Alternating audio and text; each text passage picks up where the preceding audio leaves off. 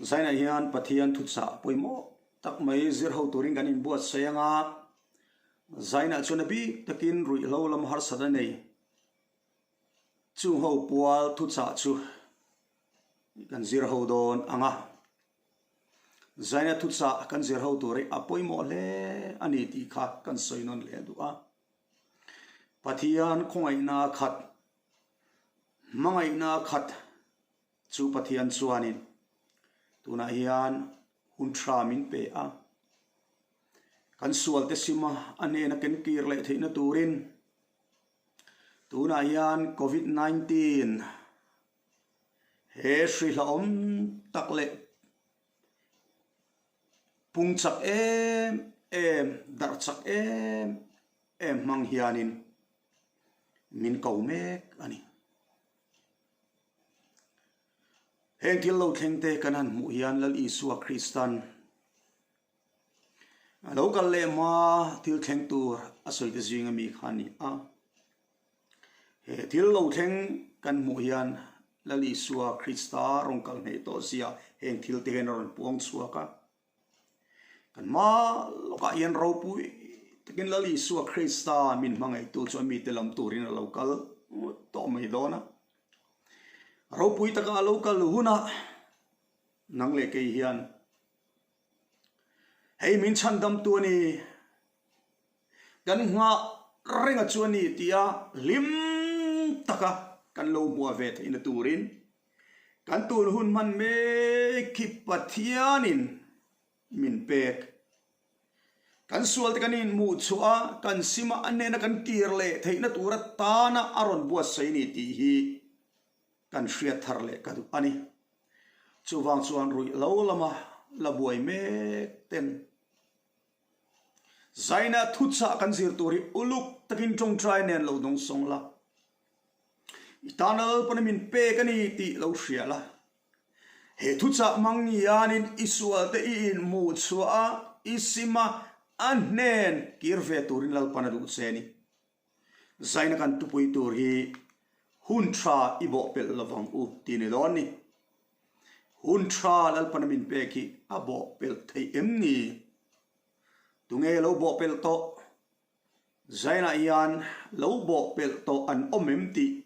pathian thu rangin kan en hodon ani ama sain pathian thu ilongai tha ang tu fingte bung som ni le pakua chang khat zilfo po a aring ti khong tat chuwai le khata ti tlein a omanga ti damna a om lovang athu kan siarte kan satan la panmal min som saro se amen ole Joshua hawin Jericho kul ro pui ta khan va beini ne na ro pui tak mayan sangta an lime maya ta chuan le chumido chuan ai khua beile turan ni ta chuan Joshua chuan en thatu te an tir ta a ai khua hi khotere te ani a en thatu te chuan uluk takin chu khua chu an va en tha an vazir ani ta chuan lo kir le a Joshua ne na chuan e khei kapu kan savai hanin ti ha kher hanin ti buai kher ngai lo mi sang thum vel tirila kan ne mayang ti nan ron report ani khotero te ania wang khan sipei sang thum vel in an ne thei mai khan ring ani ta chuan le sipei sang thum tirin ai khuwa chuan an beita a nima sela an tlom tatlat mai mi som thum le parukin nun na an chan ani chu mai chuan ani lova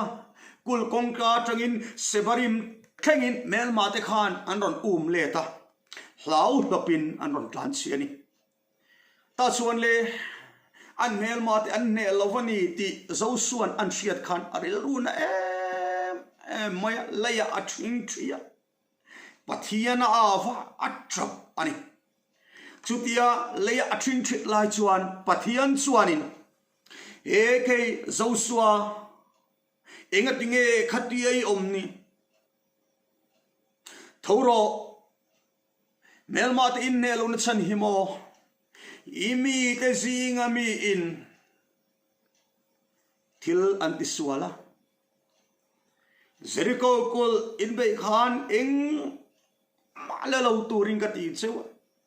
ni ma sole imi te zinga yan chung thil la chu an lo oma lui lon thil kol an lo oma thil ti sual an oma wangin ai khua in ne lovani thola naktu ka zinga imi te ko khom la thumin vorang atitu indak chuak don nia ina trilai makati de mai chu ti la hian pathian chuan du phot chuan zo suan ne na khan ek zo suwa chu pa chuan chu nu chuan thila ti suala chu tiang ka tiang chu lo la chu la ya chuan da a chu thil suala ti awang chuan lui lon thil ko la wang chuan mo mel ma te in ne lo lom he pa wang hi ni chumi khami wang chu ni ti in thil sual ti tu kha pathian chuan zo su kha aron thlin aron kok chuak the ni nima sela pathian chu mangai na khatani pathianin amit azil haudon rengin huntra apetrin anin mu chuwa the nan he thil sual ti tu pa po hi asual a in mu chuwa asima nenaron kira a in puan theina turin pathian chuan zan khat huntra an peta nima sela he thil sual ti tu pa yan he zan ingatan ma mang tron kai lo asual puan atum reng lo atuk zinga lo ni a Israel mit sunom pung khom ta chuan le a chia china ro in lan ta thum an han vor ta judan ham chunga tlat mai entirnan zona tha kho aron pung khom ta a thum an han vora ral ti chunga tlata sailo mar khang nam dang zong a chi dang zong khachu an filim vek ral te changa chui tu chu tiang chia chuan juda chung atla a adang zong an filima juda tha atangin an chui chaudon ani ole juda nam hi thil sual ti tu te nam ani ta chuan le juda nam chu anonin lan le ta thum chun han vora zera nam chunga chuan atla le ta ole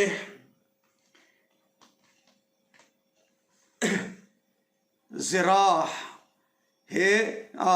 zera chung te hi thil sual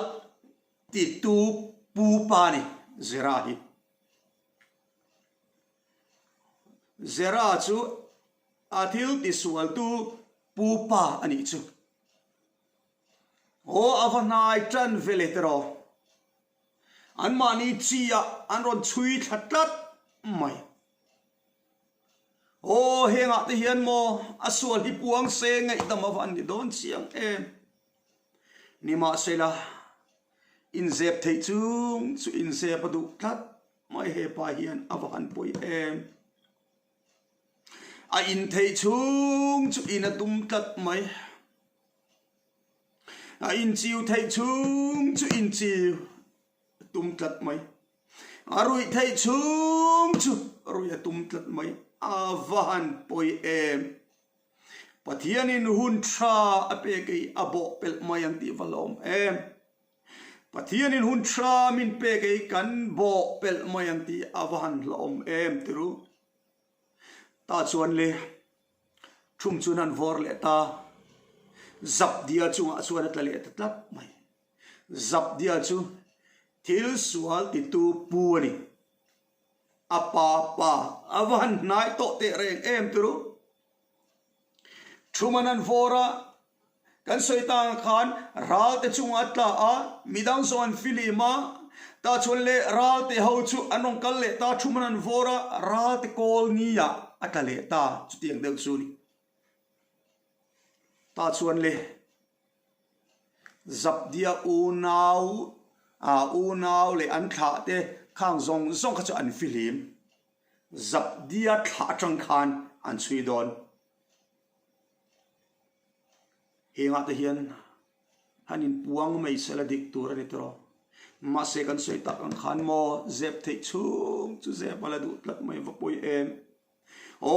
ai in thei chung chu in ala du tlat mai arui thei chung chu la ya du tlat mai avan poi em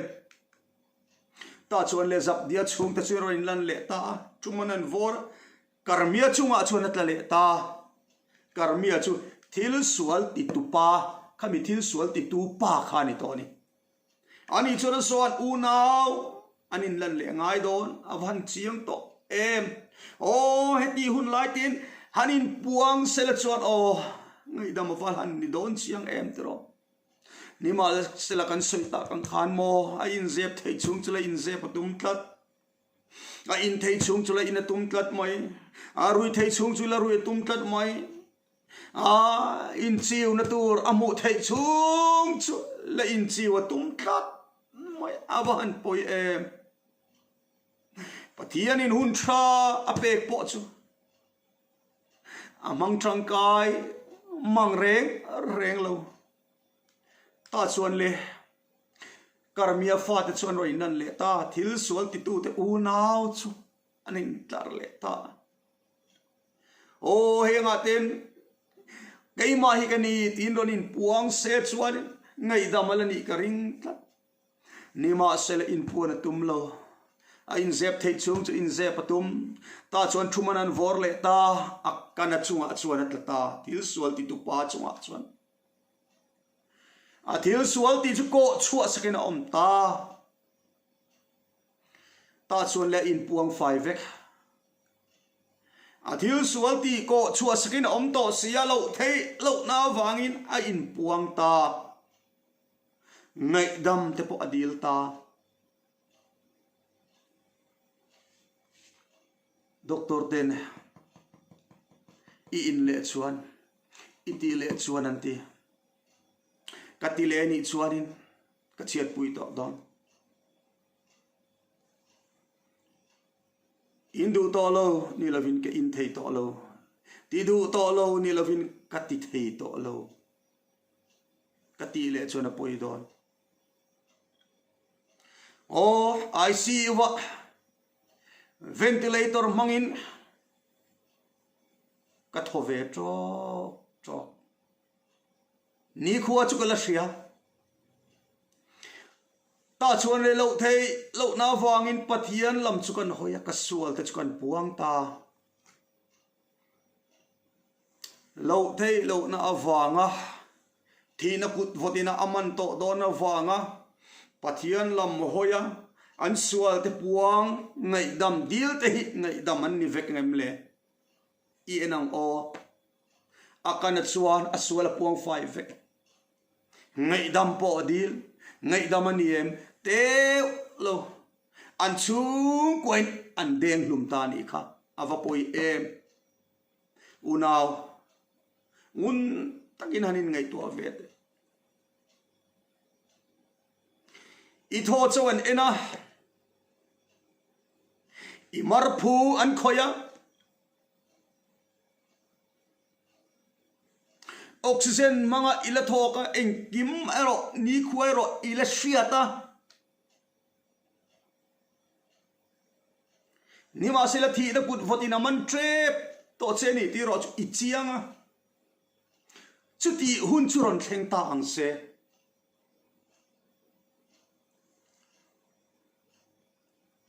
ladam la lati thei la chuan lati idu nima sela oxygen nen i marphu an ena thina kut votina man trep to chia ni khuairo chu i la shia a engma iti thei to lova ta chuan lo thei lovin pathian lami hoi ta isuala puanga ngai dam idil ta chuan ngai dam iniengem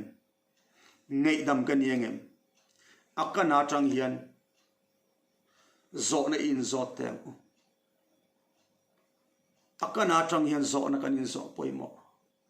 hun try abo bel thiklat tuna hian pathian chuan akhongai nain una hun tharon pe che ni ama chuan mo center te home ate oma center chunga te home chunga te chuan engma ti tur om lo wangin atakini om o tiang chuan kan hne na blessinoa te po anron oma achunga number 40 tur om to lo fel takin an om fel takin kan om nima selakan han chuak le chia engkim mai chikan ban pha ka lo om le a aman tela chu alo la tlom em le ngala ta chuan le kan in sum zo thot lo kan tile mai chi ngai kan ole ta kan ning ve ni tro he thil hi hemila ka tang yan chua te po kan du ni lom ni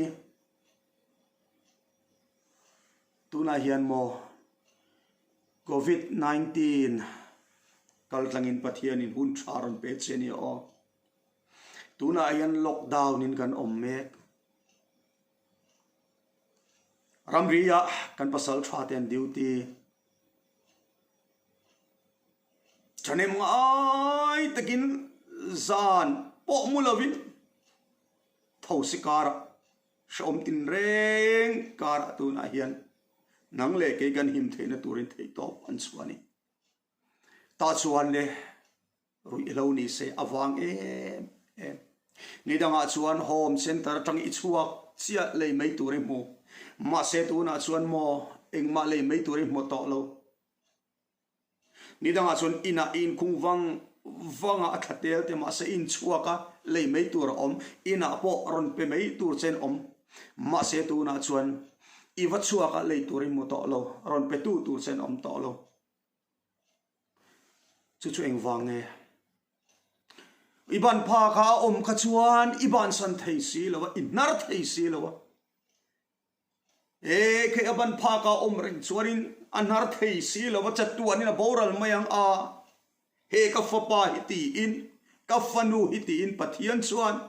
tuna yet iban pha ka khang thil te kha a om tir du to lova awang mai ne mo tur to en lei tur nidanga cheng sa sari man ti tuna chun sang ni le sanga te lo ni ta chu po mu mai tur om lo heti lai takhi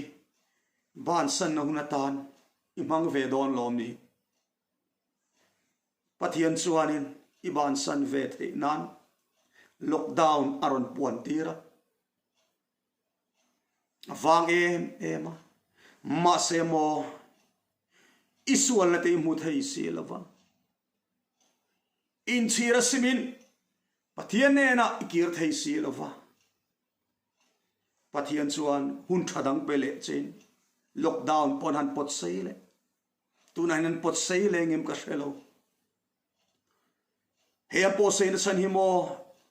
ilaban san ve thei si lova lalpan itana hun thadang aron pele chen ni ti chiang ang che